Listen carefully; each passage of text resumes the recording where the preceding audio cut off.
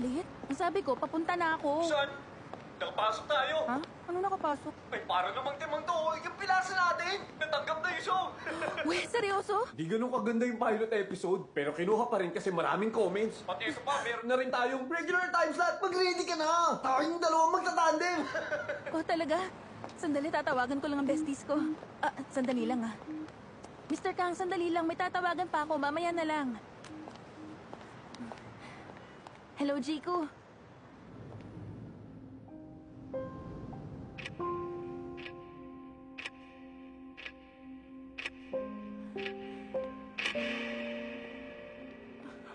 Magaling!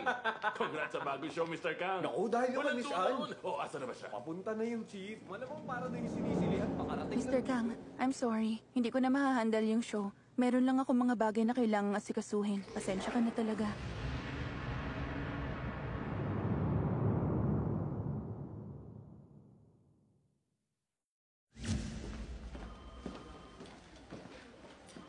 Grabe tulala na naman silang lahat.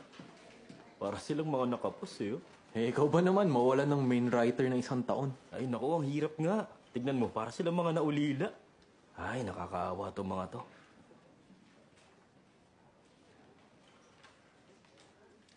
Director Kang, alam ko pong hindi nito magugustuhan. Pero tingin ko, kailangan na natin kumuha ng main writer.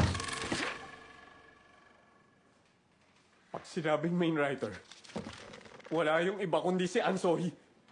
Walang iba, kundi siya. Nag-iisa lang siya.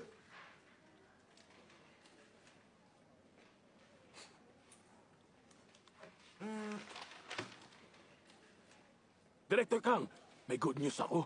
Main writer niyo nandito. Baba kayo sa lobby. Si Miss Anne. Miss Anne! Nasaan ka? Nandito ako!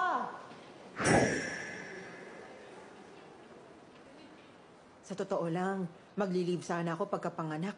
Kaya lang, itong si Chief talagang pinababalik ako dito. Tsaka alam mo, yung mga biyanan kong taga-Echon, fan na fan sila ng Mike Game na show. Hindi akong gumawa ng mic game. Ano?